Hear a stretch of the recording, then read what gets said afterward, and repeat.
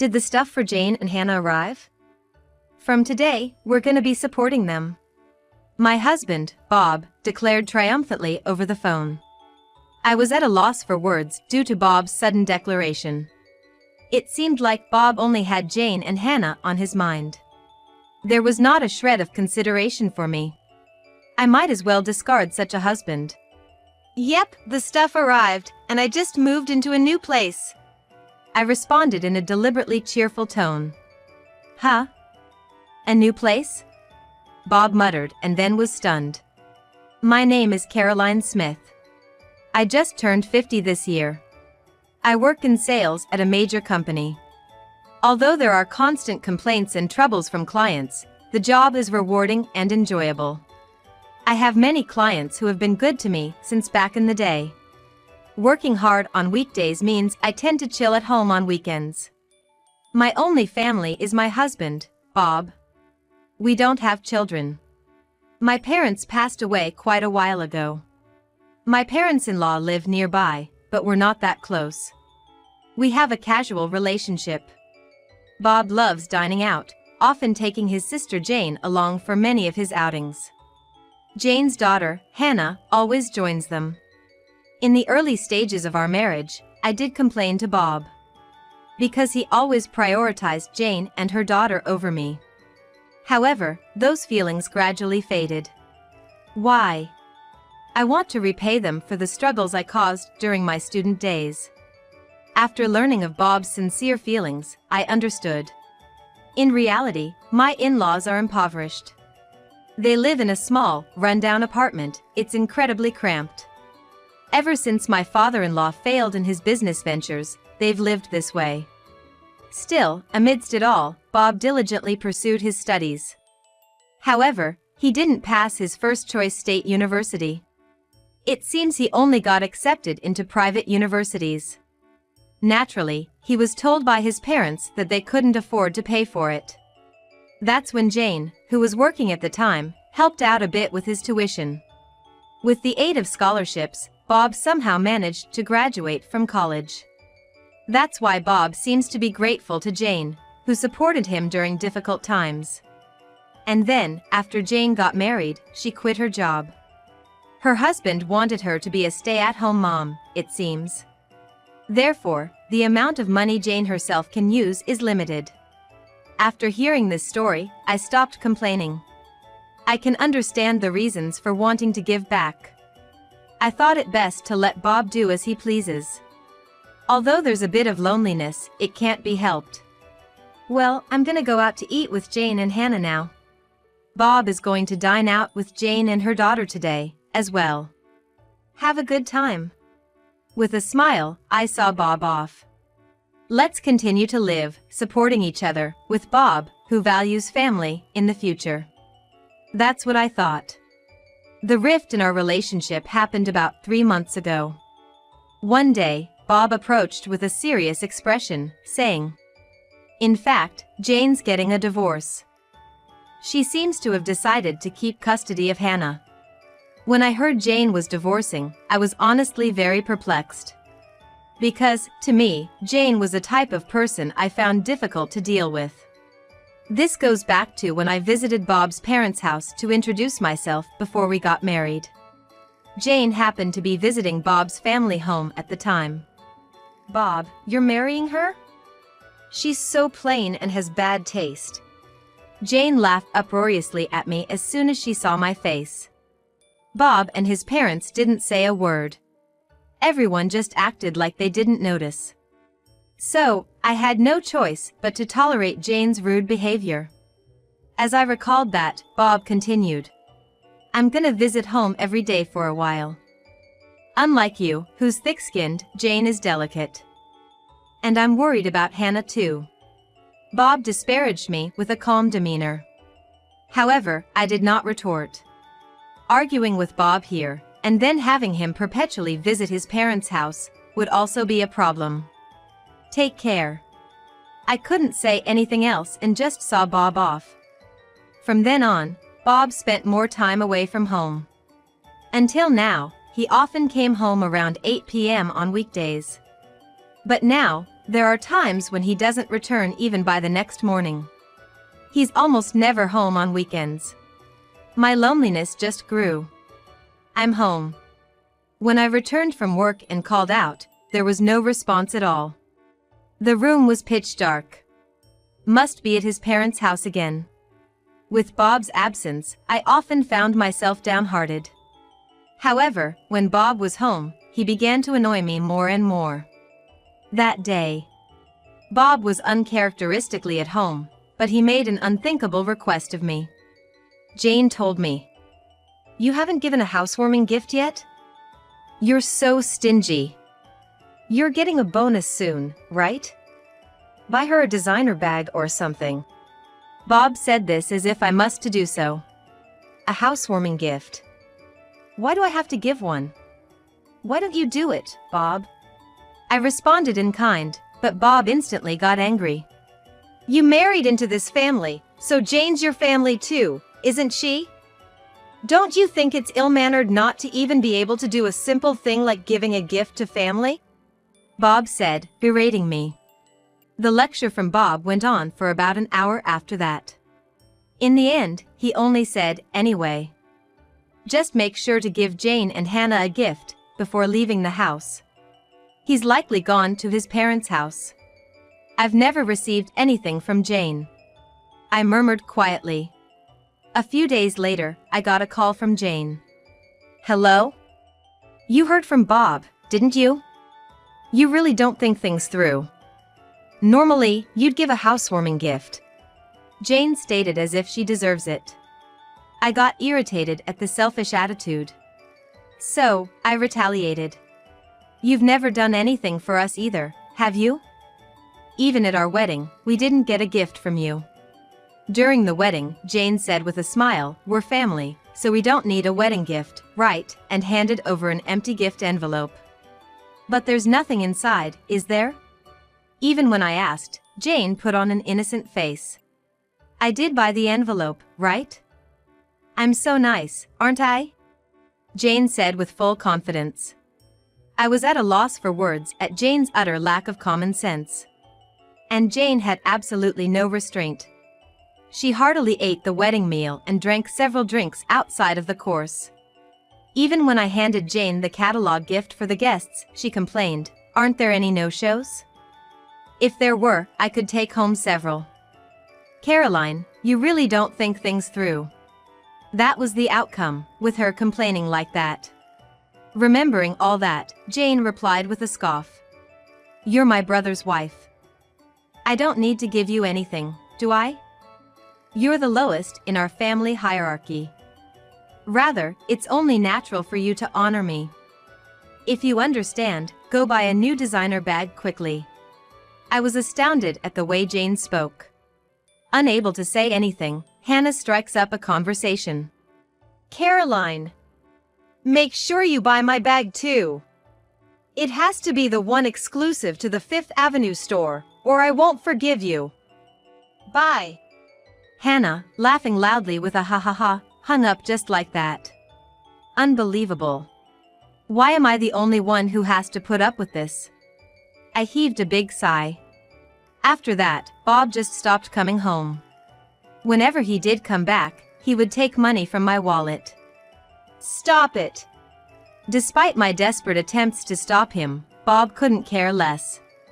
You're always at home, so you're not gonna use the money, right? I'll use it for something worthwhile. Be grateful.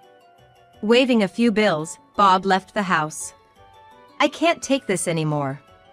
I was becoming worn out from Bob's selfish actions. Then, one day, the doorbell rang, and I opened the front door. Hello? Then, someone who appeared to be a mover said, is this the residence of Mr. Bob Smith? We'll start moving the stuff in right away, and began bringing a multitude of boxes into the house. I hurriedly tried to stop him. I told him, wait a minute. We didn't order this. However, the mover responded with a slightly troubled look. It's Mr. Bob Smith's residence, right? We received a request directly from him. I was perplexed by the mover's reply. What on earth is all this cardboard boxes? Feeling an inexplicable anxiety, I immediately called Bob. What is it? Fortunately, Bob answered right away. In the background of the call, I could hear the crude laughter of what seemed to be Jane and Hannah. I immediately confronted Bob. There are movers here bringing box after box into our house. What's going on? Then, Bob said something completely unexpected. Oh, did the stuff for Jane and Hannah arrive? From today, we're gonna be supporting them. I don't need your opinion, got it? Bob declared triumphantly over the phone. In the background of the call, Jane started to speak. Welcome aboard. Since you don't have kids, you must be thrilled to take care of our Hannah, right? Be grateful. What? This old lady is gonna be like a parent? So embarrassing, I can't tell my friends. Hannah voiced her displeasure with a tinge of offense. I was at a loss for words due to Bob's sudden declaration. Surely, the in-laws' house must have become too cramped, prompting Jane to plead with him. Our house is bigger and has spare rooms. No doubt, they were requested by Jane and Hannah, who knew about this. It seemed like Bob only had Jane and Hannah on his mind. There was not a shred of consideration for me. I might as well discard such a husband. I made up my mind. As I remained silent, Bob continued to issue orders. Additional baggage will arrive in a week. I bought new furniture for Jane and Hannah online. So, make sure to get things sorted out. We'll stay at our parents' place until then. We can't live in a room scattered with boxes. Bob said so with a laugh. Hey, isn't this too pitiful for Caroline? She has to sort out our stuff all by herself. Jane was also snickering. It's our precious belongings. Handle them with care. Hannah had the audacity to demand. I want to hang up this call so badly. So, all right. I simply said that and immediately hung up the phone. Right after hanging up the phone. All right, let's get to it. I swiftly sprang into action. A week later. Bob called again. Did the additional baggage arrive? Did you tidy up the room properly?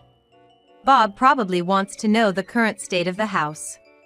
He seemed somewhat anxious, unable to calm down. So, I smiled sweetly. Yep, the stuff arrived, and I just moved into a new place.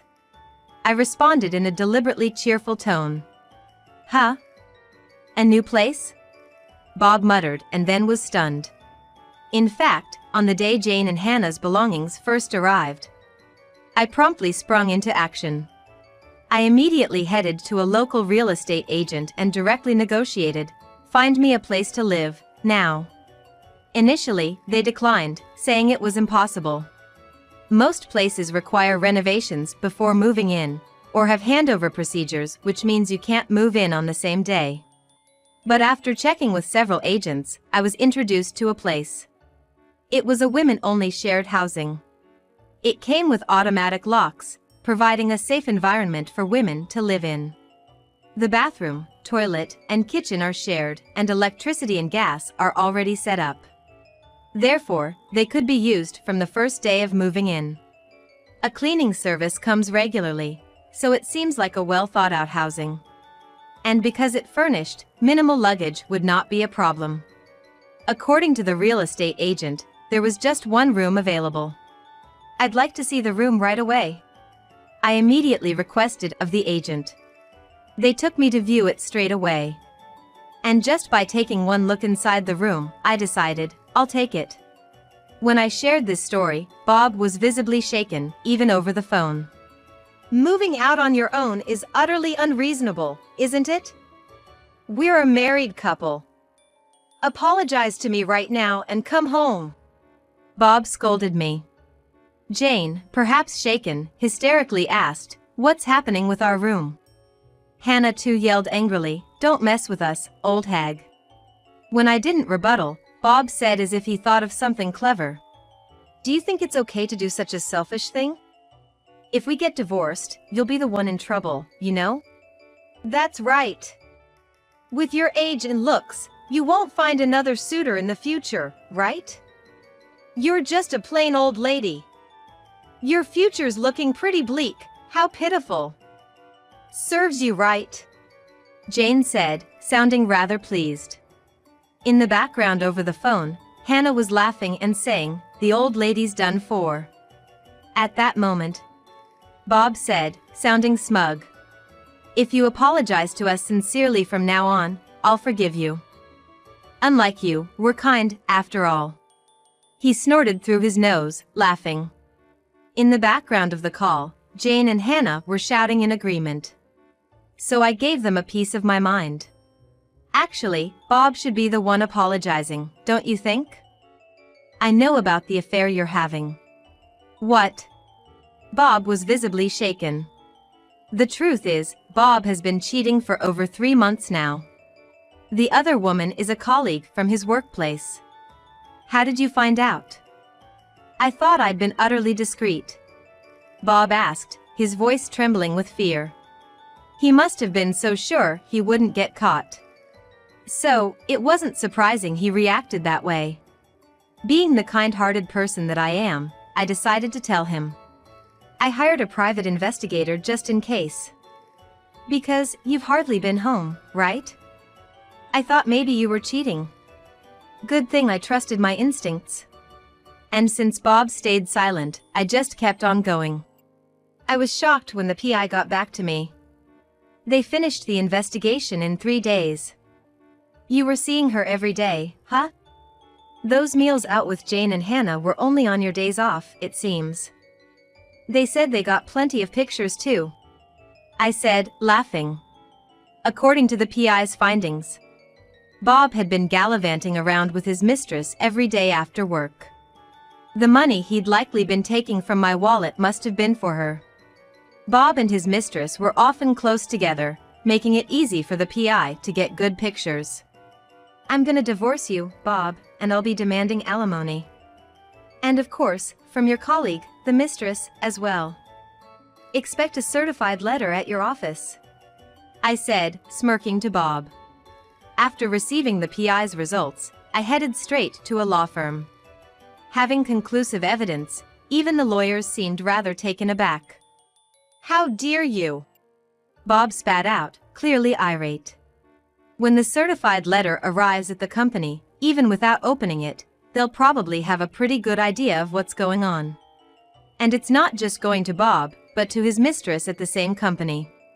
Surely everyone at the office will find out about their affair. Hey! Bob, are you okay? The situation has taken a dark turn, and Jane sounded anxious. Jane must have been planning to have Bob and me take care of life's chores for her, intending to lead a leisurely life as a NEET. Jane has a long history of being a housewife, and it's unlikely she can start working now. Bob is the only one to rely on, and it can't be helped, I guess. Bob, what are you gonna do? I haven't worked a day since graduating from high school, and there's no way I'm doing a part-time job now. Hannah seems slightly troubled as well. Even when Jane and Hannah blame him, Bob remains silent, unable to say anything. I delivered a further blow to Bob. Bob, you probably haven't saved any money, have you? It said in the investigation report that you've been generously spending on your mistress. Even bought her the new designer handbag. Maybe you're in debt, too? I dropped a bomb. What? Whether Bob is shaken up, he can't find the words. Ignoring him, Jane is yelling at him. What? You don't buy them for me, but why did you get them for your mistress? Are you kidding me? Plus, debt? How much do you owe? I hate you, Bob. Even though I begged so much, you never bought me anything. Hannah also scolds Bob in a high-pitched voice. On the other side of the phone, Jane and Hannah are noisily complaining. Caroline, I really am sorry. So, please, handle these two somehow. Bob pleaded with me in an exhausted voice. But I have no intention of forgiving Bob. Why don't you deal with it yourself? I'm not involved, and it's what you deserve. Better tell your mistress soon. If you dilly-dally, a certified mail will reach your company, you know? I said to Bob with a smirk. Damn. Bob seemed frustrated. Ignoring such a Bob, I spoke. Well then, do your best. And please give me plenty of alimony. I hung up the phone right there.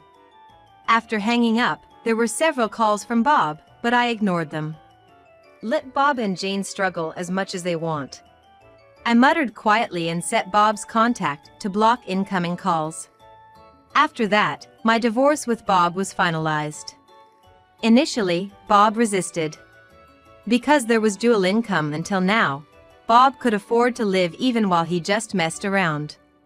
With just Bob's income, maintaining the lifestyle we've had until now is certainly not feasible. It seems like Bob understands that, which is why he doesn't want to divorce me.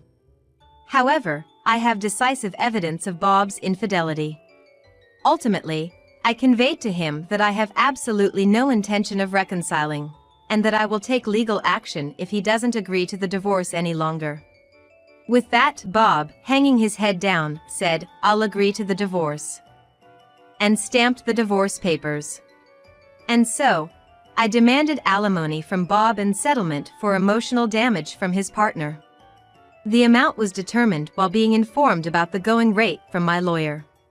So, I believe it's a fair amount.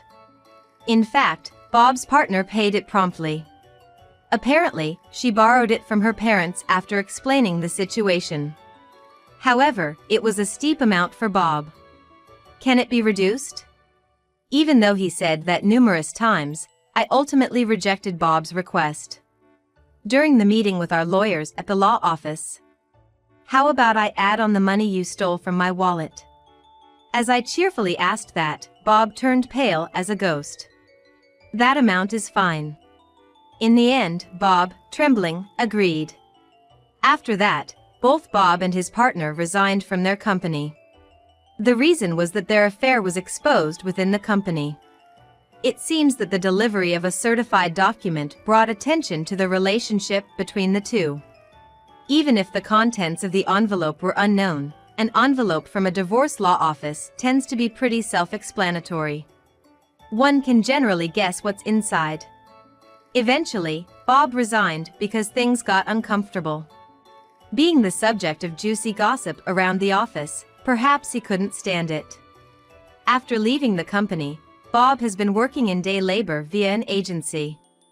Due to his age, it seems he couldn't find another job right away. But payments won't wait. He has living expenses, plus there's the installment payments of alimony to me. Plus, the mortgage still has a long way to go. Moreover, the debts he likely incurred during his affair came to light. Life's probably gonna be pretty tough, I bet. Sometimes I get messages from Bob, through the lawyer, to me. "I was wrong, please take me back. I'm begging you. I'm barely scraping by. If I'd known this would happen, I would have been nicer to Caroline," Bob says, reportedly weeping in front of the lawyer. I think he's really backed into a corner, but it's too late now. And the situation for Jane and Hannah doesn't look good either. Currently, they are living with Bob. But since Bob has no money, their living situation seems dire. One day, I got a message from Jane on my cell. I had blocked Bob's number, but I hadn't blocked Jane's.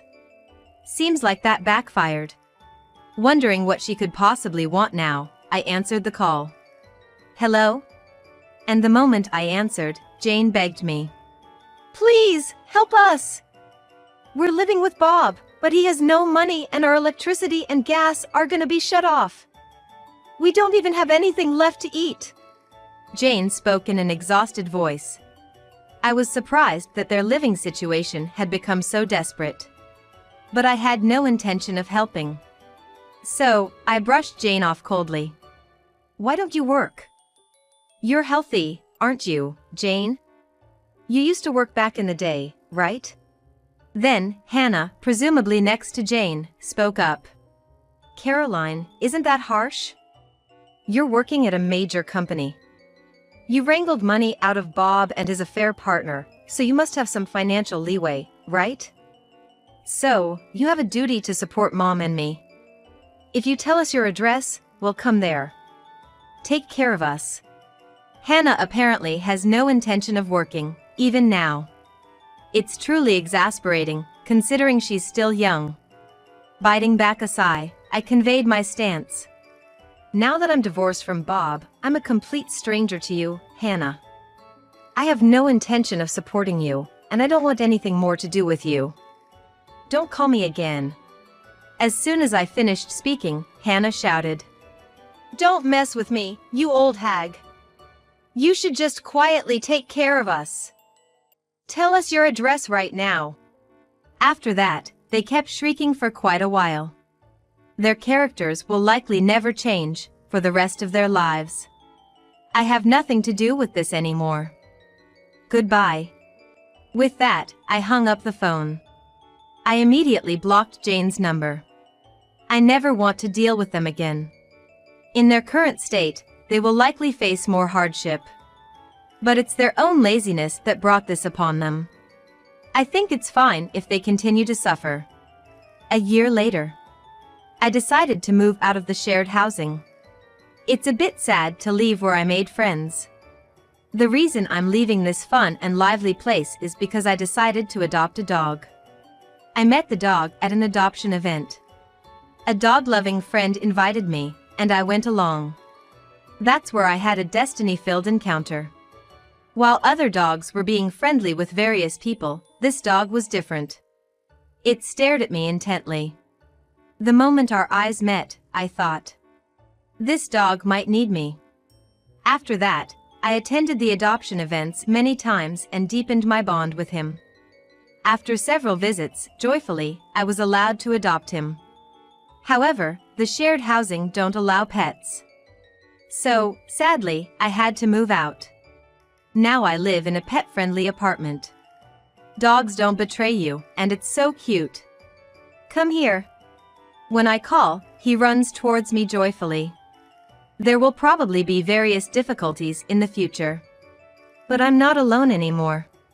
I want to move forward, facing forward, supporting each other with this beloved dog.